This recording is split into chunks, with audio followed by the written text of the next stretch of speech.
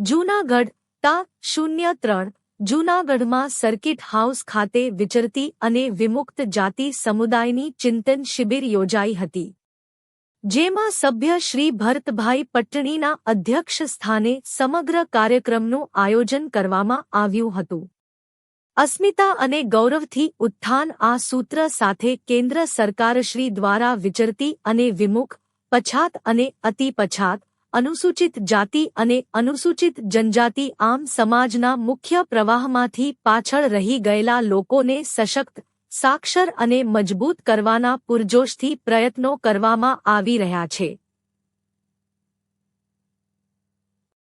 વર્તમાન સમયમાં સીડ યોજના scheme for economic empowerment of ડીએનટીઝના આર્થિક સશક્તિકરણ માટેની યોજના એ ભારત સરકારના સામાજિક ન્યાય અને સશક્તિકરણ મંત્રાલય દ્વારા શરૂ કરાયેલ એક કલ્યાણકારી યોજના છે. તેનો પ્રાથમિક ઉદ્દેશ્ય ડિનોટિફાઈડ, વિચરતી અને અર્ધવિચરતી સમુદાયોને આર્થિક અને સામાજિક રીતે સશક્ત બનાવવાનો છે. આ નાગરિકોને પાણી, સ્વચ્છતા, ગટર, વીજળી, શૌચાલય વગેરે પ્રાથમિક સવલતો મળી રહે તે રીતે આમ સર્વાંગી વિકાસ થાય તે માટે સતત પ્રયત્નો કરવામાં આવી રહ્યા છે. આ ઉપરાંત સૌથી વંચિત સમુદાયોને લાભ આપવા માટે આ યોજનાને 4 મુખ્ય ઘટકોમાં વહેંચવામાં આવી છે, જેમાંની શુલ્ક કોચિંગ દ્વારા સ્પર્ધાત્મક પરીક્ષાઓ અને ઉચ્ચ વ્યાવસાયિક અભ્યાસક્રમો માટે વિદ્યાર્થીઓને માર્ગદર્શન પૂરું પાડવું, આરોગ્ય વીમોમાં આયુષ્માન ભારત પ્રધાનમંત્રી જન આરોગ્ય યોજના દ્વારા પરિવારોને આરોગ્ય વીમા કવર પૂરું પાડવું, આજીવિકા સહાય દ્વારા તેઓની આવક વધારવા અને સ્વરોજગાર શરૂ કરવા માટે નાણાકીય સહાય અને તાલીમ પૂરી પાડવી, આવાસ સહાય અંતર્ગત પ્રધાનમંત્રી આવાસ યોજના મય જેવી યોજનાઓ દ્વારા ઓછી કિંમતે ઘરો બનાવવામાં મદદ કરવી તેવ ઉમદા ઉદ્દેશ્યો જોવા મળે છે. ઉપરોક્ત કાર્યક્રમમાં સરકારશ્રીના વિવિધ યોજનાથી લાભાન્વિત બહેનોએ પોતાની સાફલ્ય ગાથા અધ્યક્ષશ્રી સમક્ષ પ્રસ્તુત કરી હતી. આ ઉપરાંત શ્રી ભરતભાઈ પટણીએ કાર્યક્રમના પરિપ્રેક્ષ્યમાં જણાવ્યું હતું કે હર હાથ મેં કામ, હર હાથ મેં દામ આ સૂત્ર સાથે સમાજના મુખ્ય પ્રવાહથી પાછળ રહી ગયેલા નાગરિકોને સ્વરોજગાર મળે તે આજના સમયની તાતી જરૂરિયાત છે. ખાસ કરીને મહિલાઓ સ્વરોજગારી મેળવે તે ખૂબ જ આવશ્યક છે. તેઓ પોતાના પગ ઉપર ઊભા થાય અને પોતાના હક્ક માટે જાગૃત બને તે ખૂબ જરૂરી છે.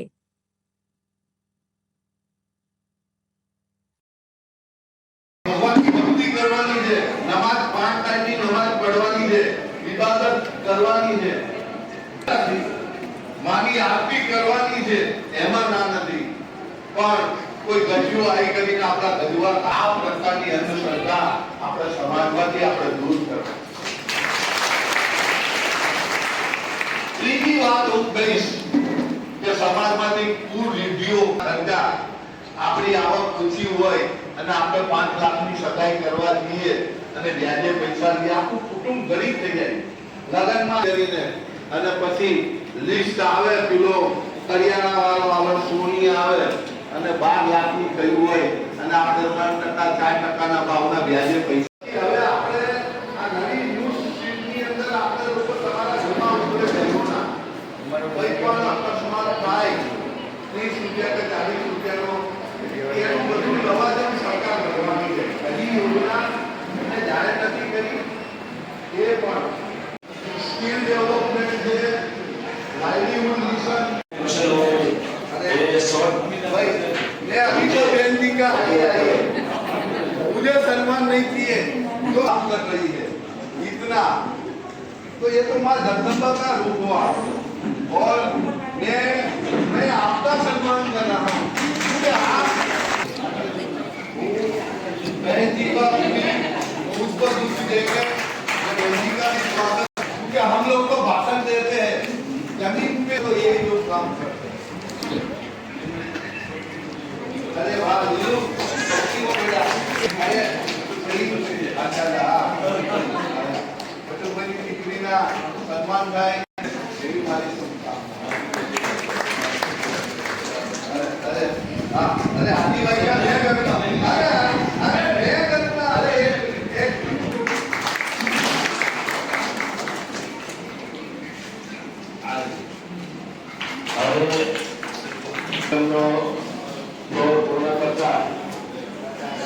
अरे देखो कितनी उम्र में समाज की सेवा कर रहे हैं, ये सम्मान के लायक है.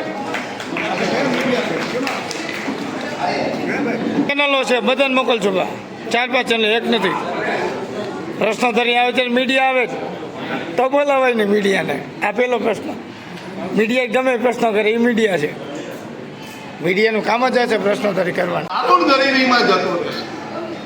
આ બધી બધીઓમાંથી આપણે બહાર આવવાનું છે અને હું તમને વિશ્વાસ આપું છું કોઈ પણ બેન કોઈ પણ ભાઈએ હવે ઊંચા વ્યાજે પૈસા લેવા જવાની જરૂર પડશે નહીં. ભારત સરકારનું ઓબીસી ફાઇનાન્સ કોર્પોરેશન છે તે એની સાથે આ ગ્રુપો લિંકઅપ થશે.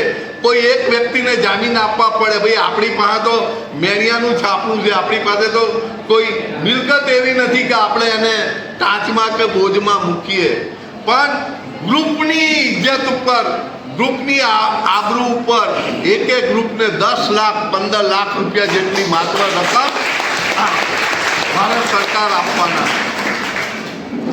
આપણે CSR ફંડિંગ દ્વારા પણ સમાજની અંદર વિવિધ સેવા પ્રકલ્પો આપણે ઊભા કરવાના છીએ. એટલે આવનારા દિવસોની અંદર પ્રશાસનમાંથી કોઈ આવ્યું ભાઈ અધિકારી? અરે ભાઈ તમારા કલેક્ટરને લગાડો ફોન. તો આ પ્રકારનું કામ આપણે સમાજની અંદર ઊભું કરવાનું છે. ગ્રુપો વધતા જશે. આપણે બધી બહેનોએ પહેલે એવું હતું કે જે બાહુબલી હતા એ લોકો શાસન કરતા, પછીનો જમાનો એવો આવ્યો કે જે બહુ બુદ્ધિશાળી લોકો છે એ લોકો શાસન કરતા હતા. પણ હવે 5G ને 6G આવી ગયા. જે લોકો ધંધો બી કરવો છે તો ગ્રુપ બનાવીને ટીમ બનાવીને કરશે એ જ આગળ આવશે. એટલે આજે આ સમૂહો બની રહ્યા છે. આ સમૂહોને આગળ જતા 2-3 વર્ષમાં મલ્ટીપર્પઝ કોઓપરેટિવ સોસાયટી તમારી બને. આ આખી કોમ્યુનિટી અનઓર્ગેનાઇઝ છે એ ઓર્ગેનાઇઝ બને. તમારા જે સરકારી જે દસ્તાવેજીકરણ ભાઈ ચાવડાજી, આ લોકોના ડોક્યુમેન્ટ્સ બને, આ લોકોના આધાર કાર્ડ બને, ચૂંટણી કાર્ડ બને ભાઈ લખો તમે, અને KYC, આ લોકોના રાશન કાર્ડ, આ લોકોના 6/6/2003નો જે રેવન્યુનો જે જીઆર છે એ ગ્રામ્ય કક્ષા હોય કે શહેરી કક્ષા હોય 2 ગુંઠા સુધી જમીન મફત આપવાના જે પોર્ટની રાજ્ય સરકારની જે જવાબદારી છે. જો રિલાયન્સને હજારો એકર જમીન આપણે આપી શકતા હોય તો 2 ગુંઠા જમીન આ વિચરતા સમુદાયને રાજ્ય સરકારનો છે. હું તંત્રને હું અહીંયાથી કહું છું. હા, બીજું કે ભારત સરકારનો જે એડવાન્સ પોઝેશનનો જે કાયદો છે, 20 વર્ષથી જે વધુ સમયથી જે લોકો રહેતા હોય એને શક્ય હોય તો ત્યાં જ નીમ કરીને ગામતળ કરીને એમને સનદ આપવી. સરકારની કોઈ મોટી યોજના, કોઈ રોડ હોય કે સરકારની કોઈ મોટી તો જ ડિમોનેશન કરવું. એક ઝૂંપડું પાડવું એટલે માનવીય જીવનને ખતમ કરવા બરોબર છે. એનો ચૂંટણીનો અધિકાર જતો રહે, એના બાળકોનું ભણવાનું જતું રહે, એની નજીકમાંથી એની રોજગારી જતી રહે. આ દેશના નાગરિકના એના જેટલા બી રાઇટ છે આ બધા જ રાઇટ એના ખતમ થાય છે. આપણે ગીર સોમનાથની અંદર 8-9 સિંહ મરી ગયા, આખી સરકાર એની ચિંતા કરે છે, પણ આ જીવતા જાગતા માનવી હજારો લોકો તાપ તડકાની અંદર ઠંડીની અંદર મરી જાય છે એની પણ ચિંતા આપણે કરવી પડશે. હું આ મીડિયાના માધ્યમથી પણ તંત્રને કહું છું કે જ્યાં સુધી મોટા મોટા ભવનો બનાવવાથી વિકસિત ભારત થવાનું નથી. માનવીય જીવનનો જે સૂચાંક જ્યાં સુધી ઉપર ના આવે ત્યાં સુધી આવા વિકસિત ભારતની હું કલ્પના માત્ર હું કાલ્પનિક માનું છું. માનવીય જીવનની અંદર તમામ પ્રકારના જે રાઇટ છે એના તમારા કલેક્ટરને એક માણસ ભૂખ્યો મરી જાય તો સીધી જવાબદારી કલેક્ટરની થાય છે. સુપ્રીમ કોર્ટનો આદેશ છે. તો આટલા તડકામાં ચોમાસાની અંદર આ લોકો ક્યાં જશે, એના સેટલમેન્ટની વ્યવસ્થા કઈ રીતે થાય, આ બધું જ જોવાની જવાબદારી હું આ તમને કહું છું તમારા માધ્યમથી. આ દેશની આઝાદીની અંદર 1881ની અંદર જે ક્રિમિનલ ટાઈપ ટેક્સ 250 વર્ષ સુધી આના પૂર્વજો લડ્યા છે. આ દેશની આઝાદી કોઈએ અપાવી હોય તો એ બીએનટી કોમ્યુનિટીના લોકોએ અપાવી છે. આ સમાજની ધરોહર છે. આ ભારત દેશને અત્યાર સુધી સાચવી રાખ્યો છે. એની સાંસ્કૃતિક પરંપરા, એની ધાર્મિક પરંપરા, એની બોલીઓ, એની સંસ્કૃતિ. તો આ મારો સમાજ છે. એના માનબિંદુઓ જળવાય અને જાતિ પ્રમાણપત્રોના જે આપણો જે પરિપત્ર છે કે તલાટી ત્યાં રોજગાર કામ કરીને આજુબાજુમાં કરીને 78 પહેલાનો પુરાવો, એની પાસે કોઈ જમીન નથી, એની 5 પેઢી સુધી તો કોઈ સ્કૂલમાં ભણવા નથી ગયું. જે સમાજનો આજની તારીખમાં પણ 10% જેટલો લિટરેસી રેટ હોય એ સમાજને આપણે 78 પહેલાના પુરાવા, હું આ આપણા માધ્યમથી જુનાગઢના જ છે આપણા પ્રદ્યુમન વાજા સાહેબ, સમાજ કલ્યાણ મિનિસ્ટર, આપણા માધ્યમથી હું એમને કહું છું કે માનવીય સંવેદના રાખીને 78 પહેલાનો પુરાવો જે મૂળ ગુજરાતી ના હોય અને બીજા રાજ્યમાંથી માઇગ્રેટ થઈને આપણા રાજ્યમાં આવ્યા હોય એના માટેનો આ કાયદો હતો. પણ ખાલી એક ઠરાવ અને પરિપત્રનું અનુસંધાન કરી અને આ ગરીબ એનું સોગંદનામામાં 500,000 રૂપિયા થાય, આ ખોટા ખર્ચામાંથી માંડ 100-150 રૂપિયાની અને દારૂ મજૂરી મળતી હોય. આપણે ઓનલાઈન આમની પાસે તો આજે પણ 90% લોકો જોડે કોઈ પણ જાતના ઇલેક્ટ્રોનિક સાધનો નથી.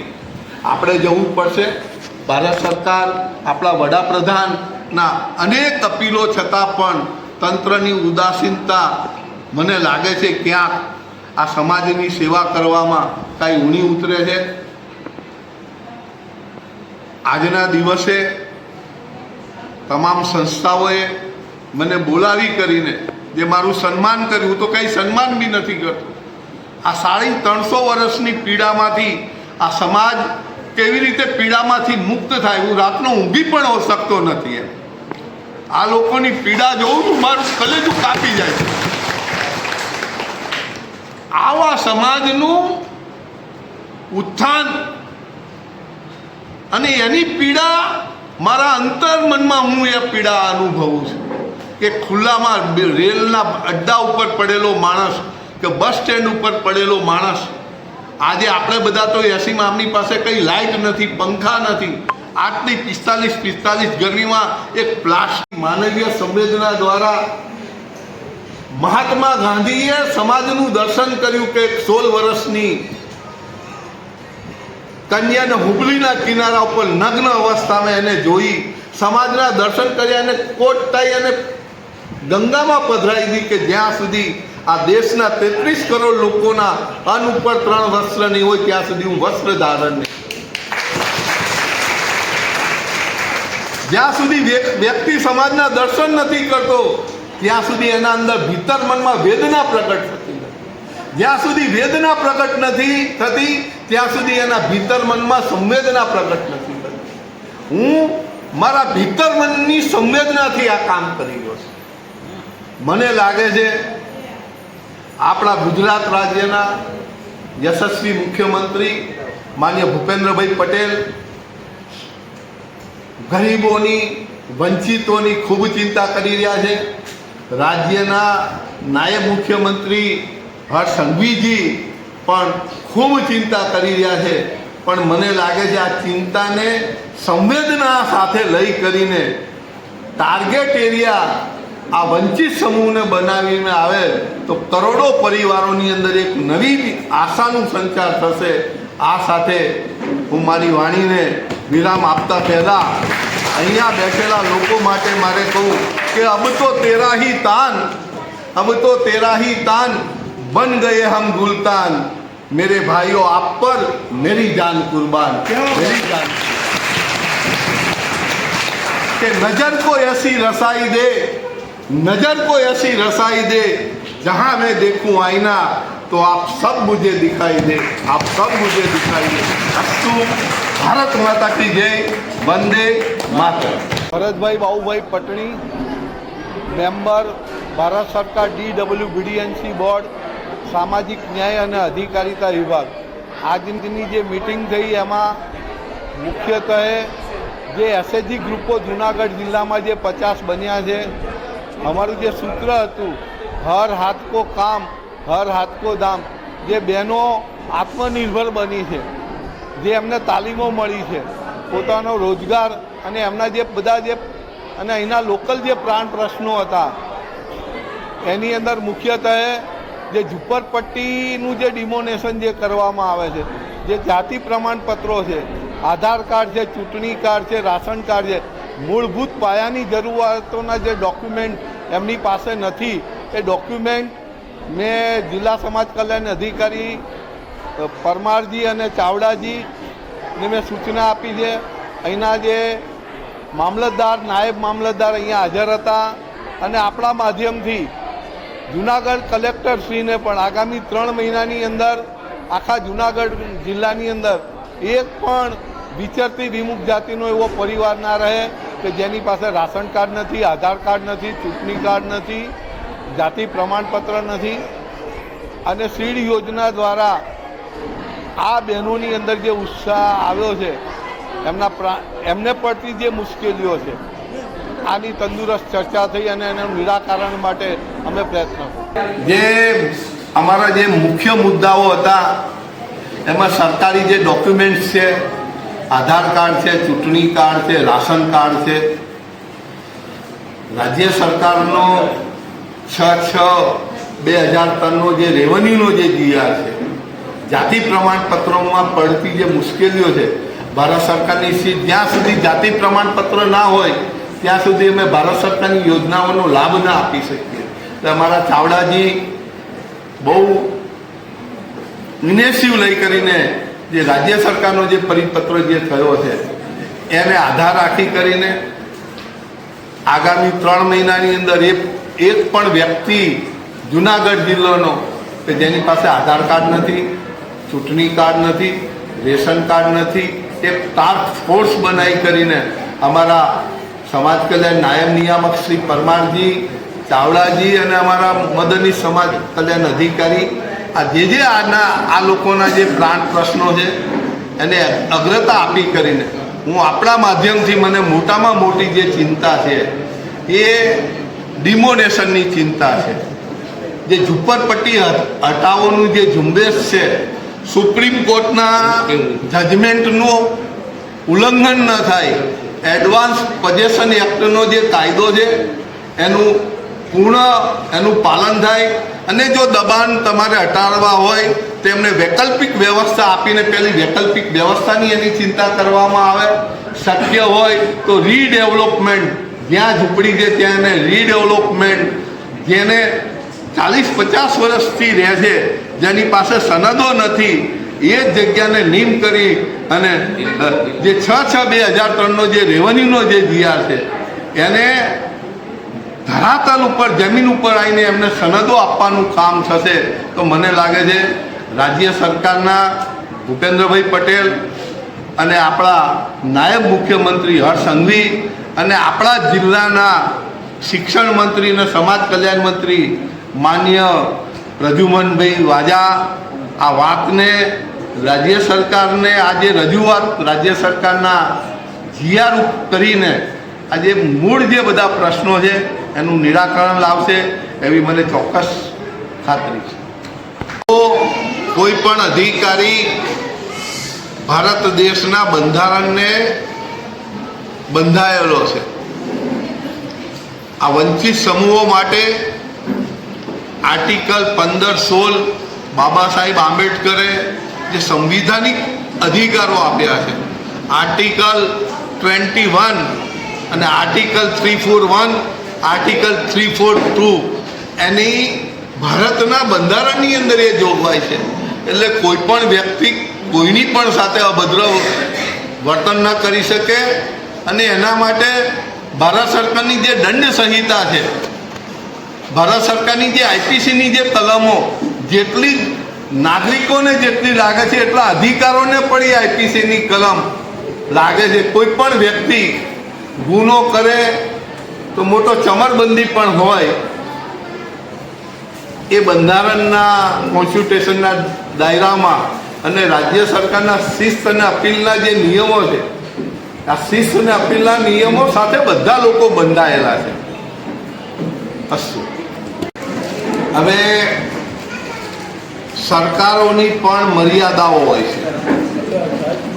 મા બાપોની જે અપેક્ષાઓ છે કે મારું બાળક સરકારી સ્કૂલો પ્રત્યેની શ્રદ્ધા, અમે પણ સરકારી સ્કૂલમાં ભણીને જ આગળ આવ્યા છીએ. આજે સંખ્યા ન હોવાના કારણે આ દેશની અંદરથી સરકારી સ્કૂલો બંધ થતી જાય છે. કેમ કે મા બાપને નું જે આકર્ષણ છે એ પોતાના બાળકને પ્રાઇવેટ સ્કૂલમાં જશે તો એ વધુ સારું ગુણવત્તાવાળું શિક્ષણ મેળવશે. પણ આ ભ્રાંત કલ્પના છે. અનેક રાજ્ય સરકારો એ જે સરકારી જે શાળાઓ છે એનું ઉત્તમ ઉદાહરણ છે. આજે તમને કહું કે ભારત સરકારની નવોદય વિદ્યાલયનો તમે કન્સેપ્ટ અને એનો રેશિયો જોશો, સૈનિક સ્કૂલોનો તમે રેશિયો જોશો, સીબીએસઈ સ્કૂલોનો તમે, તો આ પ્રકારની આપણી માધ્યમિક અને બુનિયાદી ઉચ્ચ માધ્યમિક આપણા હું માધ્યમથી કહું છું કે વાલીઓ પ્રાઇવેટ પોતાના ગજવામાં પૈસા ના હોય, આપણી કમાણી 300 રૂપિયાની હોય ને ખર્ચો આપણે 1200 રૂપિયાના કરીએ તો આપણા ઉપર દેવાનો બોજ બને છે. એટલે હું આપણા માધ્યમથી આ વાલીઓને કહું છું કે પોતાના બાળકને આજે રાજ્ય સરકારની આદર્શ નિવાસી કન્યા છાત્રાઓ છે, મફત એક પણ રૂપિયો આપવો અને એનું 100% રિઝલ્ટ છે.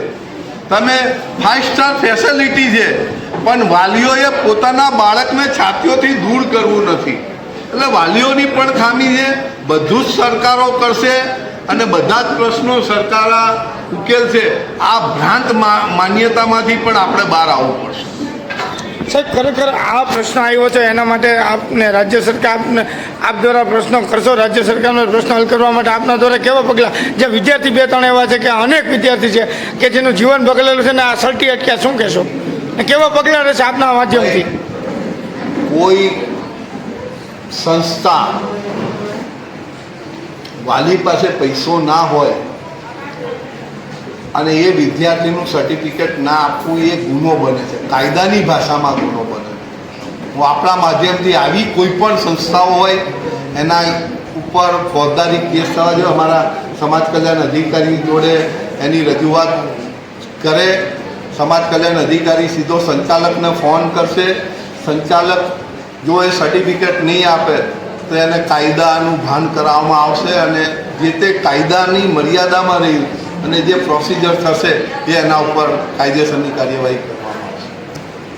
નથી કોઈ એક સમૂહની નથી, એ આખા દેશના અતિ પછાત જે ઓબીસી ના જે લોકો છે આ એની માંગણી છે અને એના માટે ભારત સરકારે રોહિણી કમિશનની સ્થાપના કરી. ભારતના નીતિ આયોગ એના ઉપર મંથન અને ચિંતન કરી રહ્યું છે. હમણાં જ વિચરતી વિમુખ જાતિ માટે ભારતીય જનતા પાર્ટીના ઓબીસીના રાષ્ટ્રીય અધ્યક્ષ માન્ય કે લક્ષ્મણજી રાજ્યસભાના મેમ્બર છે, ભાજપ પાર્લામેન્ટરી બોર્ડના સભ્ય છે. એ પોતે ઇન્ડિવિજ્યુઅલ બિલ લઈ કરીને આવ્યા. એમને કહ્યું કે આર્ટિકલ 341, આર્ટિકલ 342 જેવી રીતે એસટીને જે પ્રકારના સંવિધાનિક હકો મળે છે, એસટીને જે સંવિધાનિક એનાથી ઉતરતું કંઈ જ નહીં. જે રીતે ઓબીસી કમિશન છે, એસસી કમિશન છે, એવી જ રીતે આ લોકોનું પરમેનન્ટ કમિશન બને અને 2024નો ભારત સરકારનો હેબિચ્યુઅલ ઓફેન્ડર એનો શાંતા બનામ ભારત સરકારનો છે એને કાયદાનું રૂપ આપી કરીને હેબિચ્યુઅલ કોઈ ખોટા ગરીબ માણસની ખોટી ધરપકડ ના થાય, એના ઉપર કોઈ પણ જાતનો અત્યાચાર ન થાય. આ ત્રણેય માંગ સાથે ઇન્ડિવિજ્યુઅલ બિલ અને લોકસભાની અંદર આ બિલ સબમિટ થઈ ગયું છે. આપણા દેશના વડાપ્રધાન માનનીય નરેન્દ્ર મોદી સાહેબ આ બધા જ વિષયો ઉપર ગંભીરતાથી ચિંતન કરી રહ્યા છે.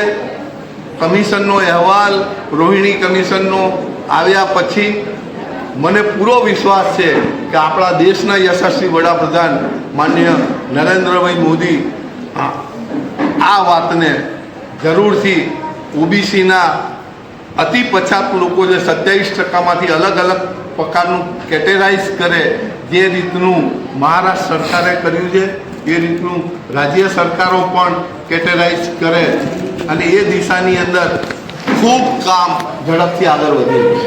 આટલું ગરીબીમાં જતું રહેશે. આ બધી બદીઓમાંથી આપણે બહાર આવવાનું છે અને હું તમને વિશ્વાસ આપું છું, કોઈ પણ બેન, કોઈ પણ ભાઈએ હવે ઊંચા વ્યાજે પૈસા લેવા જવાની જરૂર પડશે નહીં. ભારત સરકારનું ઓબીસી ફાઇનાન્સ કોર્પોરેશન છે તે એની સાથે આ ગ્રુપો લિંકઅપ થશે. કોઈ એક વ્યક્તિને જામીન આપવા પડે, ભાઈ આપણી પાસે તો મેળિયાનું છાપવું છે, આપણી પાસે તો કોઈ મિલકત એવી નથી કે આપણે એને કાચમાં કે બોજમાં મૂકીએ, પણ ગ્રુપની ઇજ્જત ઉપર, ગ્રુપની આબરૂ ઉપર એક એક ગ્રુપને 10 લાખ 15 લાખ રૂપિયા જેટલી માત્ર રકમ ભારત સરકાર આપવાના. આપણે CSR ફંડિંગ દ્વારા પણ સમાજની અંદર વિવિધ સેવા પ્રકલ્પો આપણે ઊભા કરવાના છીએ. એટલે આવનારા દિવસોની અંદર પ્રશાસનમાંથી કોઈ આવ્યું ભાઈ અધિકારી? અરે ભાઈ તમારા કલેક્ટરને લગાડો ફોન.